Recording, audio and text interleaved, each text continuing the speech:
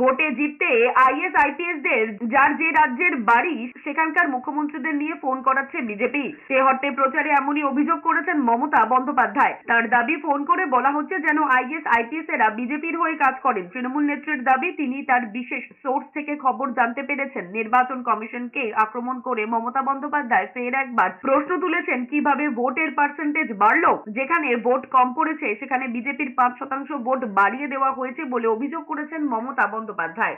Is IPS অফিসারদের যার যে রাজ্যে বাড়ি সেখানকার চিফ মিনিস্টারদের দিয়ে ফোন করানো হচ্ছে এবং করিয়ে বলানো হচ্ছে বিজেপির পক্ষে যেন কাজটা করো।